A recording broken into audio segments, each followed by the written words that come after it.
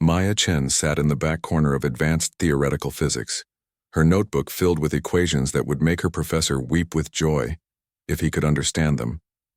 Instead, Dr. Harrison droned on about basic quantum mechanics while Maya sketched improvements to faster-than-light communication theory in the margins.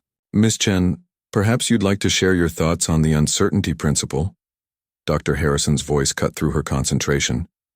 Maya looked up, blinking owlishly behind thick glasses. The entire lecture hall turned to stare at the girl they called the odd one, the 17-year-old who somehow tested into graduate-level courses but still ate lunch alone in the library. The uncertainty principle is incomplete, Maya said quietly, then cleared her throat and spoke louder. Heisenberg's formulation assumes observation collapses wave functions, but what if consciousness itself creates quantum entanglement across dimensional barriers? We could theoretically measure both position and momentum simultaneously by observing from multiple dimensional perspectives. The silence that followed was deafening. Dr. Harrison's mouth opened and closed like a fish. Several graduate students exchanged glances that ranged from confused to condescending. That's certainly creative thinking, Miss Chen. Perhaps we should stick to established science for now. Maya sank back into her seat, cheeks burning. Around her, whispers started up, the same whispers that followed her everywhere. Freak. Weird girl. Too smart for her own good. After class, Maya packed her worn backpack and headed to her favorite spot, the university observatory's maintenance room. Nobody ever came here except the janitor, and even he'd given up trying to shoo her away. She'd turned the cramped space into her own laboratory, filled with salvaged electronics and jury-rigged equipment that would make NASA engineers jealous.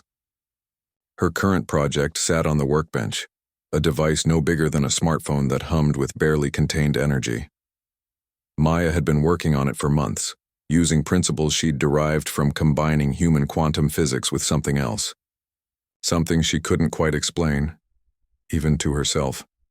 "Come on," she whispered, adjusting a crystalline component she'd grown using a process that definitely wasn't in any textbook. "Work for me this time." The device flickered to life, its surface displaying patterns of light that seemed to shift between dimensions. For a moment, Maya felt a presence, not quite thought, not quite emotion, but something vast and ancient touching the edges of her mind. Then the power cut out, plunging the room into darkness. "Fascinating," said a voice from nowhere and everywhere at once. Maya spun around, heart hammering. The room was empty, but the air itself seemed to vibrate with intelligence. "Who's there?" she whispered. "We are those who watch, those who test. For cycles beyond your counting, we have observed the species of this galaxy, waiting for one who might transcend the limitations of their kind." A figure materialized before her, tall, ethereal, with features that seemed to shift between beautiful and terrifying.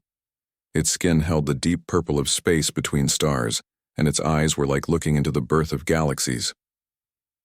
"I'm going crazy," Maya muttered. "Too much caffeine and not enough sleep. You are not experiencing a mental breakdown, human child, though we understand your confusion. None of your species has ever created a quantum consciousness interface before." Maya looked at her device, which was now glowing steadily. "Quantum consciousness interface? I just thought it was a really advanced communication array." "Indeed, and in creating it, you have achieved something that has eluded the greatest minds of 100 civilizations. You have built a bridge between dimensional layers of reality." The being moved closer, and Maya could feel power radiating from it like heat from a star. "We are the architects. We shaped the galaxy in eons past, creating the trials and obstacles that would forge worthy successors. Species that could one day transcend physical limitations and help us maintain the cosmic order. Successors to what? To us, we are dying, human child, not in the way your kind understands death, but fading as our purpose nears completion. The galaxy requires new guardians, new architects of reality itself." Maya's mind reeled. This was insane. She was just a college student who happened to be good at math and building things. She wasn't, whatever this creature thought she was. Every species in this galaxy has been tested, the architect continued. The Zilithians reached the edge of dimensional manipulation before their fear held them back. The Corvan Empire achieved faster than light travel, but could never break free from their need for conquest. The ethereal collective transcended physical form, but lost their connection to reality in the process. And humans? Humans have surprised us. Your species possesses a unique combination of creativity, stubbornness, and what you call thinking outside the box. Where others see limitations, humans see challenges to overcome. Where others accept the impossible, humans ask, why not? The architect gestured to Maya's device. This should have been impossible. The quantum consciousness interface requires understanding of at least 7 different dimensional physics principles that your species has not yet discovered. Yet you intuited them. You felt them in ways that pure logic could never achieve. Maya picked up her device, feeling its weight differently now. So what happens next? Do I get whisked away to some cosmic academy, fight aliens, save the universe? Nothing so dramatic. You return to your classes, your studies, your life as the odd girl that others do not understand. But now you know what you truly are, the first of a new generation of human architects. And when the time comes, when the galaxy faces threats that require more than conventional solutions, you will be ready. The architect began to fade. We will be watching, Maya Chen. And we will provide guidance when you need it most, but the path forward must be yours to choose. Wait, Maya called out. What if I'm not ready? What if I can't do what you think I can? The architect's voice came from everywhere and nowhere, already distant. You built a device that bridges dimensions using spare parts and pure intuition. You solved problems that stump civilizations millions of years ahead of your own. If you cannot do this, no one can. The presence vanished, leaving Maya alone in the dark maintenance room with only her softly glowing device for company. Outside, she could hear the normal sounds of campus life, students laughing, cars driving by, the ordinary world continuing as if nothing had changed. But everything had changed. Maya Chen, the odd girl who sat alone at lunch and asked uncomfortable questions in physics class, was apparently destined to become something beyond human imagination. She looked at her quantum consciousness interface and smiled. Tomorrow she had organic chemistry and advanced mathematics. Next week, she had midterms to worry about. But somewhere in the vast cosmos, ancient beings were watching and waiting for her to become extraordinary. 3 weeks after her encounter with the architect, Maya's life had settled into a strange new rhythm. On the surface, nothing had changed. She still attended classes, still ate lunch alone, still endured the whispers and sideways glances from classmates who couldn't understand how someone so young could be in graduate-level courses. But her device had evolved. What started as a quantum consciousness interface had grown into something more complex. Each night in the observatory's maintenance room, Maya found herself adding components she shouldn't have known how to build, using principles that came to her in dreams filled with starlight and cosmic mathematics. The resonance frequency is wrong, she muttered, adjusting a crystalline matrix that pulsed with inner light. It needs to sync with local gravitational waves, not fight against them. The device hummed in response, its surface showing readouts in languages she didn't recognize but somehow understood. According to the display, she was detecting subspace communications from 17 different star systems. Most were routine: cargo manifests, weather reports, the cosmic equivalent of background chatter. But one signal stood out, pulsing with desperate urgency from a system 23 light-years away. Maya frowned, fine-tuning the receiver. The signal resolved into something her device translated as distress calls, but beneath the words lay emotions so raw they made her stomach clench. Terror, desperation, the crushing weight of inevitable doom. "Hey, can you hear this?" she called out to the empty room, hoping the architect was still monitoring her somehow. Silence answered her. Whatever cosmic test this was, she was apparently meant to handle it alone. The distress signal painted a picture that made Maya's blood run cold. The mining colony on Kepler 442c was under attack by something called the Devourers, a species that consumed not just matter and energy, but the fundamental force that held reality together. They turned thriving worlds into empty voids where even space itself began to unravel. 17 hours until total reality collapse. The translated message read, "Colony population 47,000. No escape possible. This is our final transmission." Maya stared at the readout, her hands shaking. 47,000 people about to die. And their message was traveling through space at light speed, taking years to reach anyone who might help. By the time any rescue arrived, there would be nothing left to save, unless someone could reach them faster than light. Maya's device could receive faster-than-light communications, but sending them was different. The power requirements alone would be enormous, and she'd need to create a transmission array that could punch through dimensional barriers without tearing a hole in local spacetime. "This is crazy," she whispered. "I'm just a college student. I can't save an entire alien civilization." But even as she said it, her hands were already moving, rearranging components and sketching calculations that seemed to flow from somewhere beyond conscious thought. The device began to evolve again, growing new crystalline structures that drew power from quantum fluctuations in the vacuum of space itself. Hours passed in a blur of frantic work. Maya vaguely heard the night janitor making his rounds, but he'd long since learned to ignore the strange humming sounds coming from the maintenance room. Students at this university did weird things all the time. As dawn light began filtering through the small window, Maya made the final connection. Her device, now barely recognizable as the simple communication array she'd started with, blazed to life with energy that made the air itself sing. "Kepler 442c mining colony. This is Maya Chen on Earth," she transmitted, praying her universal translator would work in reverse. "I received your distress call. What's your current situation?" The response came immediately, crackling with shock and disbelief. "Earth? How are you receiving us in real time? We sent that transmission 17 hours ago. Long story. Right now, I need to know about these devourers. What exactly are they?" "Reality eaters. They consume the quantum foam that holds space-time together. Wherever they pass, existence itself just stops. Our scientists estimate we have 3 hours before the effect reaches critical mass, and our entire system becomes a null zone." Maya's mind raced through possibilities. She couldn't physically transport 47,000 people across 23 light-years, but maybe she didn't need to. "I need you to listen carefully," she transmitted. "I'm going to attempt something that's never been tried before. I'm going to create a quantum tunnel that bypasses normal space entirely." "A what?" "That's impossible. The energy requirements alone, trust me. Gather everyone in your main population centers. I'll need precise coordinates for each one." While the colony transmitted location data, Maya began the most complex calculations of her life. She wasn't just planning to send a message faster than light.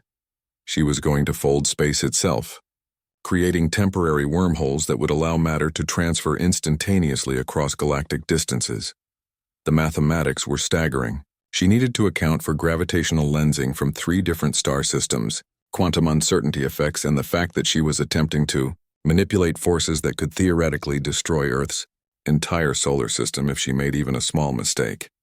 "Coordinates received," came the transmission from Kepler 442c. "But Earth human, I must warn you, even if this works, the power backlash could kill you." Maya smiled grimly as she entered the final parameters into her device. "Yeah, well, someone once told me that humans are pretty good at doing impossible things." Her device had grown into a complex array that filled half the maintenance room. Crystals and energy conduits arranged in patterns that seemed to follow the hidden geometry of space itself. Power readings climbed toward levels that should have been impossible to achieve with jury-rigged equipment and salvaged parts. "Here we go," Maya whispered, and activated the quantum tunnel protocol. Reality screamed. For an instant that lasted forever, Maya felt herself stretched across 23 light-years of space, her consciousness touching the desperate minds of 47,000 terrified colonists. She saw the devourers, things of living void that consumed not just matter but the very concept of existence. She felt the fabric of space-time bending and twisting under forces that should have torn both planets apart. And then, with a sound like the universe taking a deep breath, 47,000 people from Kepler 442c found themselves standing in confused clusters across Earth's surface. Maya collapsed, blood streaming from her nose, her device smoking and sparking around her. Through the maintenance room window, She could see groups of bewildered aliens materializing on the campus quad. Tall, crystalline beings who glowed with their own inner light. Her phone buzzed with emergency alerts, news broadcasts, military communications. The sudden appearance of thousands of aliens on Earth was causing quite a stir, but Maya was smiling as consciousness faded. She'd done it. She'd saved them all. The last thing she heard before passing out was the architect's voice, warm with something that might have been pride. "Well done, young guardian. Your first test is complete." Maya woke up in a hospital bed surrounded by men in dark suits who looked like they'd stepped out of a movie about government conspiracies. Her head felt like someone had used it for batting practice, and every muscle in her body ached as if she'd been struck by lightning. "Miss Chen," said the lead agent, a stern woman with silver hair and eyes like steel. "I'm Director Sarah Matthews, National Security Agency. We need to talk. Did everyone make it?" Maya's voice came out as a croak. "The colonist from Kepler 442c. Director Matthews raised an eyebrow. "So you admit responsibility for the spontaneous appearance of 47,000 extraterrestrial refugees across 17 countries. Are they safe?" Maya insisted. "They're alive, confused, and causing the biggest diplomatic crisis in human history. The president is fielding calls from every world leader demanding explanations we don't have. The scientific community is in chaos, and somehow a 17-year-old college student is at the center of it all." Maya tried to sit up, wincing at the movement. Through the hospital window, she could see news vans and military vehicles surrounding the building. "I just saved their lives. Their entire world was about to be destroyed by something called devourers, according to the testimonies we've collected. Creatures that supposedly eat reality itself." Director Matthews pulled up a chair. "Miss Chen, either you've orchestrated the most elaborate hoax in history, or you've single-handedly made first contact with an alien civilization and rescued them from extinction. Either way, you're now one of the most important people on the planet." Before Maya could respond, a crystalline being materialized through the hospital wall.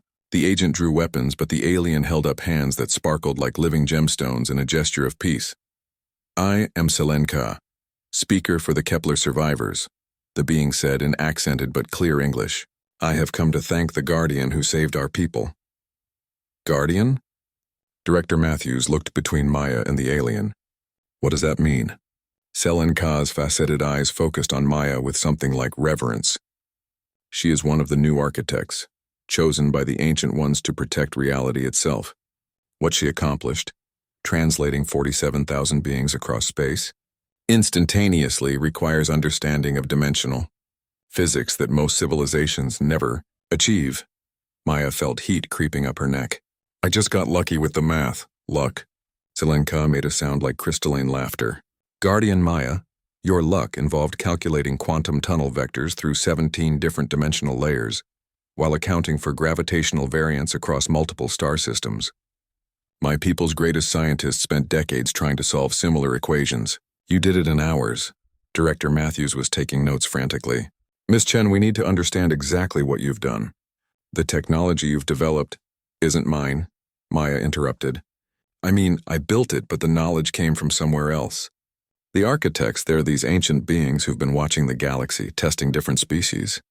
And they chose humans? They chose me. For now." Maya looked out the window again, where she could see more crystalline figures moving among confused-looking government officials. "But I think this is just the beginning," Selenka nodded gravely. "The Guardian speaks truth. The Devourers were not acting randomly. They are harbingers of something far worse, a force that seeks to unravel reality throughout the galaxy. Your species will need to prepare." "Prepare for what?" Director Matthews demanded. Maya felt a familiar presence at the edge of her consciousness. The architect's voice whispered in her mind, "Tell them what they need to know. The time for secrecy has ended." "There's a war coming," Maya said quietly. "Not between countries or planets, but between existence and void. The Devourers are just the first wave. There are things out there that want to unmake everything. Every star, every planet, every living being in the galaxy. And you know this how? Because I can sense them now." Maya held up her hand and light danced between her fingers. Not quite energy, not quite matter, but something that existed in the spaces between dimensions. "When I opened that quantum tunnel, I didn't just save the colonists. I connected Earth to a galactic network of consciousness that spans hundreds of civilizations. Selenka stepped closer, her crystalline form resonating with harmonics that made the hospital equipment hum. Our people have legends of the first architects, beings who shaped matter and energy with pure thought, who built the framework that holds reality together. We believe them extinct for millions of years. They're not extinct, Maya said. They're transcending, moving beyond physical existence to become something greater. But they need successors to maintain what they've built. Director Matthews set down her notepad with hands that trembled slightly. Miss Chen, are you telling me that you've been chosen to become some kind of cosmic guardian? To fight a war for the entire galaxy? Not just me. Maya could feel other presences awakening across Earth, humans who were beginning to tap into the same dimensional awareness she'd discovered. It's starting to spread. The knowledge, the ability to manipulate quantum structures. Other humans are developing these capabilities. As if summoned by her words, Maya's roommate Jennifer burst through the hospital door, her usually perfect hair disheveled and her eyes wide with panic. Maya, thank God you're okay. The weirdest thing just happened. I was taking notes in chemistry when my pen started writing equations I don't understand. And now there's this device growing in my dorm room made of light and crystallized mathematics. And she stopped talking when she noticed the alien and the government agents. Hi, Jen, Maya said weakly. Want to hear something really crazy? Selenka made that crystalline laughing sound again. The awakening accelerates. Guardian Maya, your species adapts faster than any we have encountered. Within days of first contact with architect technology, you have multiple individuals developing transcendent abilities. Is that good or bad? Director Matthews asked. For the galaxy? Very good. For your current social and political structures, Selenka's faceted head tilted thoughtfully. Perhaps more challenging. Through the window, Maya could see more lights beginning to appear across the city, points of impossible brightness that marked new human guardians discovering their abilities. Her device in the observatory was sending out some kind of signal, awakening latent potential in humans across the globe. Director Matthews, Maya said, I think you're going to need a bigger briefing room. The hospital began to shake as Jennifer's pen exploded into a shower of crystalline fragments that reformed into a perfect miniature star. The star pulsed once and began projecting holographic star charts that showed the positions of hostile forces throughout the galaxy. Oops, Jennifer said. Is this normal? Maya looked at the star charts, processing information that flowed directly into her consciousness. Enemy forces were moving on 17 different fronts. Ancient weapons were awakening. And somewhere in the void between galaxies, something vast and hungry had turned its attention toward the small blue planet, where impossible things were suddenly becoming routine. No, Jen, Maya said with a smile that was equal parts terror and exhilaration, this is just getting started. 2 months after first contact, Earth had become the strangest place in the galaxy. Maya stood on the roof of what used to be her university's physics building, now transformed into a crystalline spire that reached toward the stars. Around her, the city sparkled with impossible architecture, as human guardians learned to shape reality with their thoughts. The integration proceeds faster than our models predicted, Selenka observed, her crystalline form now permanently stationed as Earth's first alien ambassador. Your species adapts to dimensional manipulation as if you were born for it. Maya nodded, watching Jennifer practice combat maneuvers with light-based constructs 3 stories below. Her former roommate had become devastatingly effective at creating energy weapons from pure mathematics. Around the campus, other newly awakened guardians worked on projects that would have been considered magic just months ago. It's not adaptation, Maya realized aloud. It's remembering. The architects didn't just choose humans randomly. They created us, or at least they influenced our development. Selenka's faceted eyes widened. That would explain much. The speed of your awakening. The intuitive understanding of principles that took my people millennia to grasp. A new presence materialized beside them, not the familiar warmth of the architect, but something cold and ancient. Maya tensed as reality rippled around a figure that seemed to be made of living shadow and dying stars. Clever little guardian, the entity said in a voice like worlds ending. You begin to understand the truth. Who are you? Maya demanded, power gathering around her hands in patterns of crystallized light. I am entropy's herald, first of the unravelers. I am what remains when the last star dies and the final atom decays. And I have come to offer you a choice. Selenka stepped protectively closer to Maya, her form blazing with defensive harmonics. Unraveler! How did you penetrate our shields? Your shields are designed to keep out physical threats. The herald laughed, a sound like galaxies collapsing. I am the absence of existence itself. I go where I please. Maya felt other guardians across the city responding to the threat, their combined will creating barriers of crystallized space-time around the campus. But she could sense this entity's power. It wasn't just strong, it was fundamental. A force of nature given consciousness and malice. What choice? Maya asked, forcing her voice to remain steady. The architects tell you that you are guardians of reality, protectors of existence, but they do not tell you the cost. The herald gestured, and images flooded Maya's mind. Civilizations that had transcended physical form only to become trapped in crystalline prisons of pure thought. Species that had gained the power to manipulate reality, but lost the ability to truly live. Every guardian civilization eventually faces the same fate. The herald continued.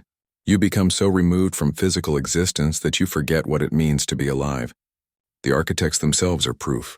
Once they were biological beings like you. Now they are patterns of consciousness locked in dimensional matrices, neither living nor dead. Maya saw the truth in the visions. Architect remnants drifting through cosmic structures they'd built, but could no longer truly experience. Guardians of previous ages who had traded their humanity for power and found themselves hollow. What's the alternative you're offering? Embrace entropy. Let existence run its natural course. The universe was never meant to last forever. Why struggle against the inevitable? My masters offer a clean end, a return to the perfect void that existed before the first light sparked. Your masters want to destroy everything, Selenka interjected angrily. Every world, every life, every thought and dream and hope, every suffering, the herald countered. Every loss, every fear, every moment of pain. We offer peace through ending. Maya felt the weight of the choice pressing down on her. Through her connection to the other guardians, she could sense their growing power and their growing distance from ordinary human experience. Jennifer hadn't spoken to her old friends in weeks, too busy manipulating quantum fields to remember simple human conversations. Show me, Maya said suddenly. Show me what we become if we continue down the guardian path. The herald smiled with teeth made of collapsed neutron stars. Gladly. Reality shifted around them, and Maya found herself standing in a place that might have been Earth a million years in the future. Crystalline spires reached beyond the atmosphere, and the planet itself had been transformed into a living machine of impossible beauty and perfect sterility. Figures moved among the structures, beings that had once been human but were now patterns of living light and crystallized thought. They performed their duties with mechanical precision, maintaining reality's framework with no apparent emotion or individual desire. The humans who chose the guardian path, the herald explained, immortal, powerful, utterly devoted to their purpose, and utterly empty of everything that once made them human. Maya watched the light beings work, seeing no joy, no curiosity, no spark of the chaotic creativity that had always defined humanity. They had become perfect tools for maintaining existence, but in doing so, had sacrificed everything that made existence worth maintaining. And your alternative? The scene shifted to show the same planet, but dark and peaceful. No structures, no struggling life, no pain or conflict. Just perfect eternal silence, no suffering, the herald said simply. No loss, no fear of death, because death becomes meaningless when nothing exists to die. Maya felt the seductive pull of that promise. No more difficult choices, no more responsibility for an entire galaxy's survival. No risk of losing her humanity to cosmic duty. But then she heard something the herald couldn't. Jennifer's laughter echoing across dimensional barriers as her friend discovered new ways to paint with starlight. Selenka's harmonious songs that spoke of hope despite facing extinction. The voices of millions of Kepler colonists who were alive because someone had refused to accept the impossible. You're offering the same choice the architects offered their predecessors, Maya realized. Transcendence or extinction. But you're both wrong about humans. How so? Maya smiled, feeling power flow through her in patterns the herald couldn't perceive. You assume we have to choose. Architects or unravelers, transcendence or extinction, order or chaos. But humans are really good at finding third options. She reached out with her consciousness, touching every guardian on Earth and many beyond. Instead of pushing them toward greater transcendence, she offered them something else, a way to grow in power while remaining fundamentally human. "We're not going to become perfect cosmic guardians," Maya announced. "We're going to stay messy, chaotic, creative humans who just happen to have the ability to punch holes in reality. We'll protect existence not because we're above it, but because we're part of it." The Herald's expression shifted from smug confidence to something approaching concern. "That path has never been attempted. The strain of maintaining human consciousness while wielding guardian power will probably drive us crazy," Maya interrupted cheerfully. "But we'll be crazy in interesting ways, and crazy humans tend to find solutions nobody else thought of." Power erupted from Maya and the other Earth Guardians, but it wasn't the sterile, crystalline energy of traditional architect techniques. It was wild, chaotic, shot through with human emotion and creativity. Reality around them began to shift not into perfect geometric patterns, but into impossible structures that followed dream logic and human imagination. The Herald stepped back, uncertainty creeping into its cosmic confidence. "This is not possible. Consciousness cannot maintain coherence under such chaotic power flows." "You've never met humans before," Maya laughed. "We've been maintaining coherence under chaotic conditions since we figured out how to use tools. It's kind of our thing." Around them, a new kind of guardian civilization began to emerge, one that combined cosmic power with human creativity, transcendent ability with stubborn individuality. It was messy, unpredictable, and absolutely nothing like what either the architects or unravelers had expected. And for the first time in eons, Entropy's Herald experienced something it had thought was extinct in itself: curiosity about what would happen next. 6 months after the Herald's visit, Maya found herself standing in what used to be the United Nations building, now transformed into a crystalline amphitheater where representatives from 47 different civilizations gathered for the first Galactic Council meeting. The absurdity of it all still hit her sometimes. A year ago, she'd been worried about passing her midterms, and now she was helping establish interstellar law. "The motion before us," announced Kethmore, a tentacled representative from the Spiral Arm Federation, "is whether to formally recognize Earth's new guardian methodology as a valid alternative to traditional architect transcendence." Maya looked around the assembled delegates, noting the mixture of hope, skepticism, and outright fear on faces that ranged from crystalline to gaseous to geometries that hurt to look at directly. The human approach to guardian powers had spread beyond Earth, and the results were causing upheaval throughout the galaxy. "The humans' methods are chaotic beyond comprehension," complained Zara 9, speaking for the collective minds of Rigel Prime. "Their guardians maintain individual consciousness while wielding reality-altering power. The potential for catastrophic instability has already saved 3 civilizations from unraveler attacks," interrupted Captain Sarah Kim, Earth's military liaison to the Galactic Council. Maya still found it weird to see her former biology professor in a uniform covered with medals for xenological valor, but humans had adapted to strange circumstances across the board. Maya stood, feeling the attention of the galaxy's greatest minds focus on her. Through her expanded awareness, she could sense Jennifer and dozens of other human guardians scattered across nearby star systems, learning from alien cultures while teaching their own approach to transcendent consciousness. "Honored delegates," Maya began, "I understand your concerns about our methods. Traditional guardian training emphasizes the dissolution of individual ego to achieve perfect cosmic awareness. We've chosen a different path," she gestured, and holographic images appeared in the air. Human guardians working alongside alien scientists, their chaotic energy patterns interfacing with ordered crystalline networks to create hybrid technologies that neither species could have developed alone. "Instead of abandoning human consciousness, we've learned to expand it. Instead of becoming perfect tools for maintaining reality, we've chosen to remain flawed people who happen to have cosmic powers. And yes, this makes us unpredictable.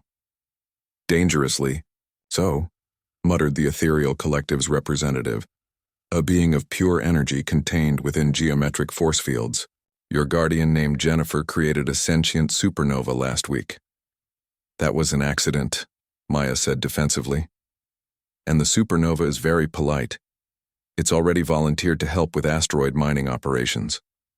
a ripple of what might have been laughter passed through the crystalline delegates while the energy beings flickered with what Maya had learned to recognize as bewildered amusement. This is precisely the problem, Zara 9 continued. Proper guardians do not accidentally create sentient stellar phenomena. They follow established protocols, maintain cosmic order through disciplined. The amphitheater suddenly went dark as every light source was simply erased from existence. In the absolute void, a voice spoke with the weight of dying galaxies. Your debates are meaningless, the Unraveler presence announced. While you argue about methodology, we have grown stronger. Observe. Images flashed in the darkness. Star, systems going dark not from natural death but from fundamental unraveling. Entire sectors of space returning to primordial void. Maya felt sick as she recognized several of the affected regions.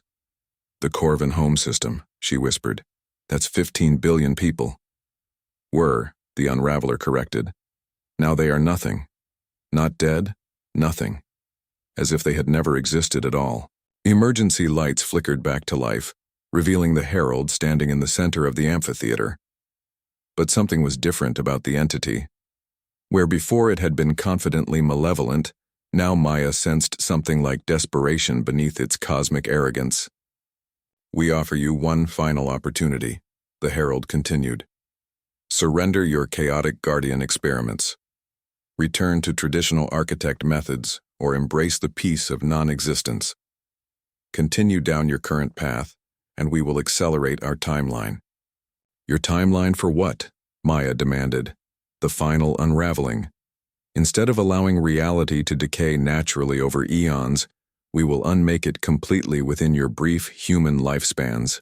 Every star, every planet, every thought, gone within a century. The assembled delegates erupted in panic. A century was nothing to species that measured their histories in millions of years, but it was barely enough time to evacuate even a fraction of galactic civilization. Maya felt her consciousness expand, touching the minds of human guardians across space. She sensed their fear but also their determination. Humanity had faced extinction before and always found a way to survive. This time, they weren't alone. Counterproposal, Maya said, standing to face the Herald directly. You're afraid of us. Not just human guardians, but what we represent. Chaos that creates instead of destroys. Individuality that strengthens rather than weakens collective power. The Herald's form flickered with something that might have been uncertainty. We fear nothing. You fear that we're proving entropy doesn't have to win, Maya continued, her voice gaining strength. That consciousness can grow beyond order or chaos into something entirely new. That's why you're accelerating your timeline, because given enough time, we'll find a way to stop you permanently. Around the amphitheater, she felt other minds joining hers. Not just human guardians, but representatives from dozens of species who were beginning to understand what Maya was proposing. Show them, Jennifer's voice whispered across dimensional barriers. Show them what we really are. Maya smiled and reached out with power that was purely, chaotically human. Instead of trying to impose order on the cosmic forces around her, she invited them to dance. What happened next had never been attempted before. Maya's consciousness spread through the assembled delegates, not dominating or absorbing their thoughts, but creating connections between wildly different forms of awareness. The crystalline being's harmonic logic interfaced with gaseous entities' flow-state thinking. Energy beings' transcendent mathematics merged with biological species' emotional intuition. For a moment, the entire Galactic Council became a single, impossibly complex mind that was somehow more than the sum of its parts. Through that connection, every delegate experienced what Maya had discovered. That consciousness didn't have to choose between order and chaos, individual and collective, mortal limitation and cosmic transcendence. It could be all of those things at once, and in being so, become something unprecedented. The Herald screamed, a sound like reality itself tearing, and vanished, leaving behind only the scent of ozone and collapsing probability. Maya collapsed into her chair, exhausted but grinning. Around her, the delegates slowly returned to their individual awareness, but the connections remained. For the first time in galactic history, Dozens of species had touched true unity without losing their individual natures. "Well," said Selenka, her crystalline form ringing with harmonics that sounded suspiciously like laughter, "I believe the motion to recognize human guardian methodology has found sufficient support." Through the amphitheater's crystalline walls, Maya could see new constellations appearing in the sky. Not stars, but the light of civilizations across the galaxy beginning to experiment with human-inspired approaches to transcendent consciousness. The real war was just beginning. But for the first time since this all started, Maya felt genuinely hopeful about their chances. 1 year after first contact, Maya stood in a place that existed between dimensions, watching the final battle for reality itself unfold across countless battlefields throughout the galaxy. The Unravelers had made good on their threat, launching a coordinated assault that sought to unmake existence in a matter of decades rather than eons. "Status report," she called to Jennifer, who was coordinating defense efforts from what used to be Jupiter, but was now a living computational matrix the size of a gas giant. "We're holding them off in 17 sectors, but barely." Jennifer's voice crackled through dimensional static. "Traditional Guardian forces are taking massive casualties. The crystalline formations can't adapt fast enough to counter their reality erasure techniques." Maya nodded grimly. The ancient architect's strongholds, perfect crystalline cities that had maintained cosmic order for millions of years, were shattering under Unraveler assault. Their inhabitants, having transcended individual consciousness eons ago, couldn't improvise or adapt when their standard procedures failed. "What about the hybrid forces?" "That's where it gets interesting," Jennifer said, and Maya could hear the grin in her voice. "The civilizations that adopted our methods are not only surviving, they're winning." Through her expanded awareness, Maya watched the war unfold. On the edges of the Andromeda galaxy, a combined force of humans and Selenka's people were fighting a retreating action against Unraveler fleets. But instead of the orderly, predictable tactics of traditional Guardians, they were improvising. A human engineer named David Park had figured out how to turn Unraveler void weapons against themselves, creating feedback loops that transformed entropy fields into creative energy.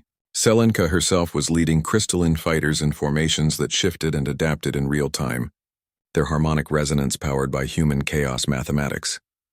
"They're not just adapting our techniques," Maya realized. "They're improving on them." "Gets better," Jennifer continued. "Remember that sentient supernova I accidentally created? Turns out stellar consciousness can process quantum field equations at ridiculous speeds. We've got a dozen star minds working on anti-Unraveler weapons now." Maya smiled despite the cosmic stakes. Only humans would accidentally create new forms of life in the middle of an existential war and then immediately recruit them for the war effort. But her moment of levity faded as she sensed a new presence entering their dimensional space. Not the Herald this time, but something far more ancient and terrible. Where the Herald had been malevolent chaos, this entity was pure negation, the absence of existence given form and purpose. "I am the Prime Unraveler," the entity announced, its voice somehow managing to be heard despite producing no sound, no vibration, no disturbance in any medium. "I am the first thought that occurred when consciousness realized existence was pain. I am the answer to the question, why is there something rather than nothing?" Maya felt power radiating from the being in waves that made reality itself flinch. This wasn't just another enemy. This was the philosophical opposite of creation itself. "You have caused enough disruption," the Prime Unraveler continued. "Your chaotic methods have infected dozens of civilizations with the delusion that existence can be improved rather than ended. This ends now." The entity gestured, and Maya felt entire star systems simply cease, not destroyed, erased from the fundamental structure of reality as if they had never been. Billions of lives, countless worlds, entire histories of struggle and growth and love gone. "Stop," Maya shouted. But even as she spoke, she realized the futility. How do you fight something that can simply unmake you with a thought? "You cannot stop what was always inevitable," the Prime Unraveler said. "Existence is an aberration. Consciousness is a mistake. We are simply correcting an error that has persisted far too long." But then, from across the galaxy, Maya heard something impossible. Laughter. Not the bitter laughter of despair, but genuine, joyful human laughter. "Hey, Maya, came Jennifer's voice, crackling with amusement and defiance. Remember freshman year when Professor Martinez said the universe didn't care about our feelings? Despite everything, Maya found herself grinning. Yeah, and you proved him wrong by making the lab equipment respond to emotional input. Turns out the universe cares about a lot more than we thought, Jennifer continued. Want to see something really cool? Across the dimensional battlefield, Maya felt it beginning. Not just the hybrid forces they'd trained, but civilizations they'd never even contacted. Species that had merely observed their chaotic approach to guardian powers and decided to try their own variations. A hive mind collective that had learned to maintain both unity and individuality. Gaseous beings who were manipulating probability fields through interpretive dance. Machine intelligences that had developed emotions and were using them to fuel reality-altering computations. Impossible, the Prime Unraveler said, and for the first time, Maya heard uncertainty in its non-voice. That's what everyone keeps saying, Maya laughed, feeling power build around her that wasn't quite order and wasn't quite chaos, but something entirely new. But humans are really good at making impossible things work. She reached out not just to human guardians, but to every consciousness in the galaxy that had embraced their approach. Trillions of minds linked not through forced unity, but through chosen cooperation, each remaining individual while contributing to something greater.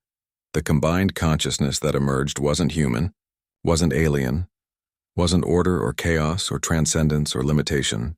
It was life itself, messy, creative, stubbornly persistent life that refused to accept that existence was a mistake.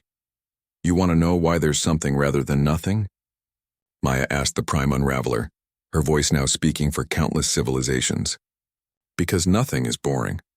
Because consciousness doesn't want to stop existing. It wants to see what happens next. Power erupted across the galaxy, not the sterile energy of perfect order, or the destructive force of pure entropy, but the chaotic creativity of life refusing to give up. Reality didn't just resist the Unraveler's assault. It evolved, adapting and growing stronger under pressure. Where void weapons tried to erase matter, new forms of exotic matter spontaneously generated. Where entropy fields sought to increase disorder, consciousness imposed patterns that were more complex and beautiful than what came before. Where the Unravelers attempted to reduce existence to nothing, life responded by becoming more than it had ever been. The Prime Unraveler stepped backward, its form flickering as if reality was rejecting its presence. This is not how the pattern works. Consciousness emerges, struggles, suffers, and eventually chooses the peace of non-existence. It has happened in countless universes. Maybe those universes never had humans, Maya interrupted. We're kind of infamous for not doing what we're supposed to do. Around them, the dimensional space began to change, infected by the chaotic creativity of hybrid consciousness. What had been an empty void between realities became a garden of impossible geometries, where new forms of life bloomed spontaneously. This universe will be different, Maya declared, feeling the weight of galactic civilization behind her words. Not because we're perfect, but because we're stubborn. Not because existence is painless, but because we think the pain is worth it, if it means we get to see what amazing things happen tomorrow. The Prime Unraveler made a sound like the heat death of universes, then simply faded away, taking its forces with it. Where there had been assault fleets seeking to unmake reality, now there was only empty space slowly filling with new stars born from the creative chaos of hybrid consciousness. Maya found herself back in normal space, floating above Earth in a crystal sphere with Jennifer and dozens of other human guardians. Through the sphere's walls, she could see ships from 100 different civilizations approaching, not as refugees or conquerors, but as neighbors coming to share in humanity's strangest export, the idea that existence was worth the trouble. So, Jennifer said, grinning as she watched a crystalline ship dock with what appeared to be a sentient asteroid, what do you want to do for sophomore year? 5 years after the end of the Unraveler War, Maya Chen sat in what used to be her university's campus coffee shop, now transformed into an interdimensional cafe where beings from across the galaxy came to experience humanity's strangest cultural export. The concept of casual social interaction over caffeinated beverages. The usual, Maya? Asked Crix, the tentacled barista who had arrived from the Spiral Arm Federation 6 months ago to study human beverage preparation techniques. Apparently, The way humans combined chemistry, ritual, and social bonding over coffee was considered a minor miracle by species that had optimized all pleasure out of their nutrition systems. "Just a regular latte today," Maya said, settling into her favorite corner booth. "I'm meeting with the new students." Through the cafe's reality-permeable windows, she could see the campus that had become ground zero for a new kind of education. The University of Earth now offered degrees in practical consciousness manipulation, interspecies diplomatic engineering, and applied chaos theory alongside traditional subjects. Students from hundreds of worlds attended classes alongside humans who were still figuring out how to use their transcendent abilities without accidentally creating sentient weather patterns. "Guardian Chen?" A nervous voice interrupted her thoughts. Maya looked up to see a group of first-year students, 2 humans, a crystalline being that sparkled nervously, and something that looked like a small nebula wearing a backpack. "Just Maya," she said, gesturing for them to sit. "Guardian makes me sound old and official. I'm only 22. 22 and you saved the galaxy," said one of the humans, a girl with bright blue hair and stars tattooed on her arms. "I'm Sarah. I'm here because I keep accidentally turning my emotions into pocket dimensions." "That's actually pretty advanced," Maya said encouragingly. "I didn't figure out emotional dimensionality until my 3rd year." "What about the rest of you?" the crystalline student chimed melodically. "I am Kayla 7. My people sent me to learn human-style chaos integration. Our traditional harmonic approaches to guardian powers are insufficient for the new realities." The nebula student pulsed with shy colors. "I am Drift of Stars. My species has always manipulated probability through aesthetic appreciation, but we wish to understand how humans combine logic with intuition in guardian work." "And I'm Marcus," said the other human, a serious-looking boy who couldn't be more than 16. "I'm here because my little sister figured out how to make mathematics edible. And my parents think formal training might help us control our abilities before we accidentally revolutionize more fundamental forces." Maya grinned. "Edible mathematics? That's amazing. What does algebra taste like? Kind of like mint, but with more complexity. Calculus is definitely chocolate-based." "I have to meet your sister," Maya laughed. "But first let me guess why you're all really here. Your families or governments or collective consciousness collectives sent you to learn how to be proper guardians. Stable, predictable, safely powerful, right?" The students nodded, looking suddenly uncertain. "Well, I'm going to disappoint them," Maya continued cheerfully. "Because the first thing you need to understand about human-style guardian training is that we don't try to control chaos. We learn to dance with it." She gestured, and the air around their table began to shift, reality becoming fluid and responsive to thought and emotion. But instead of the rigid geometric patterns of traditional guardian manipulation, the changes followed dream logic and artistic inspiration. Traditional guardian training focuses on transcending your individual consciousness to achieve cosmic awareness. Maya explained as butterflies made of living starlight fluttered around the table. "It works, but it turns you into something that's barely recognizable as your original species." "And human methods?" Kayla 7 asked, her crystalline form ringing with curiosity. "We expand consciousness instead of replacing it. We become more ourselves, not less. Watch." Maya reached out with her awareness, and suddenly each student could feel what the others were experiencing. Sarah's emotional pocket dimensions, Kayla 7's harmonic resonance patterns, Drift of Stars probability aesthetics, Marcus's mathematical synesthesia. All of it flowed together without losing individual character. "Impossible," Kayla 7 whispered. "Individual consciousness cannot maintain coherence within collective awareness matrices." "Says who?" Maya asked. "The same ancient beings who thought existence was supposed to be orderly and predictable. The same cosmic forces that assumed consciousness would eventually choose transcendence or extinction." She gestured around the cafe, where dozens of different species were sharing stories, debating philosophy, and generally engaging in the chaotic, messy, wonderful business of social existence. "Look around you. 5 years ago, most of these species had never interacted with anything outside their own stellar neighborhood. Now they're arguing about the best way to prepare coffee and collaborating on art projects that require 17 different types of consciousness to fully appreciate. But how do we learn to be guardians without losing ourselves in the process?" Marcus asked. Maya smiled, remembering her own fears when she'd first encountered the architect. "The same way humans learn everything else, badly, creatively, and with lots of mistakes along the way." You're going to accidentally create sentient weather patterns, turn your emotions into pocket dimensions, make mathematics edible, and probably do at least a dozen things that will terrify your professors. That sounds dangerous.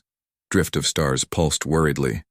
It is, Maya agreed, but the alternative is becoming so perfectly safe that you stop being truly alive. And humans have never been good at choosing safety over possibility. Through the cafe windows, she could see Jennifer leading a group of advanced students through an exercise in collaborative reality manipulation. They were apparently trying to create a new color that could only be perceived by beings who had experienced both individual consciousness and collective awareness. The results looked like synesthesia made visible. The galaxy is different now, Maya continued. The unravelers are gone. The old architect systems are adapting to include chaos and creativity. And consciousness itself is evolving in ways that nobody predicted. You're not just learning to be guardians, you're helping to define what guardians become. And if we mess up? Sarah asked.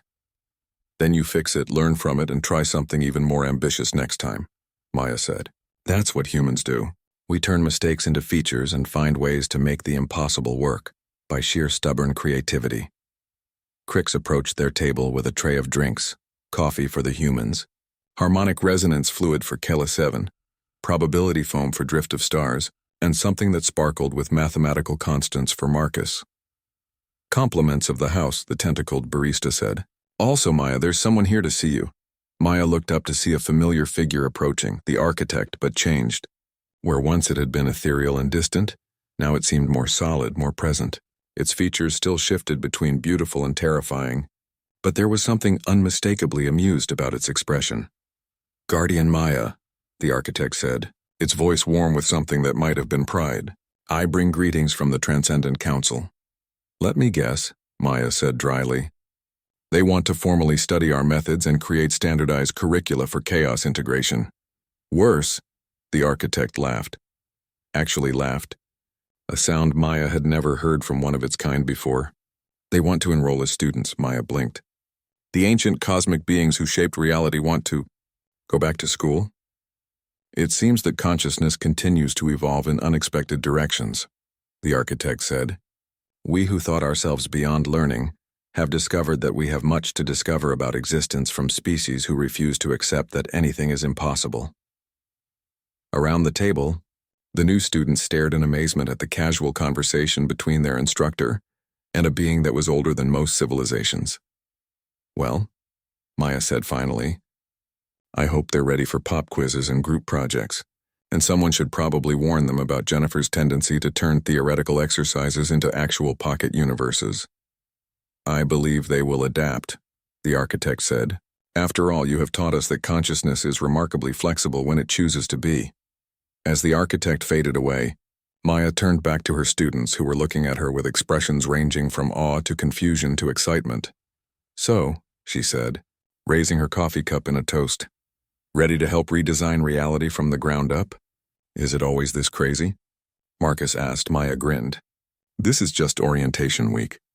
Wait until we start the advanced courses.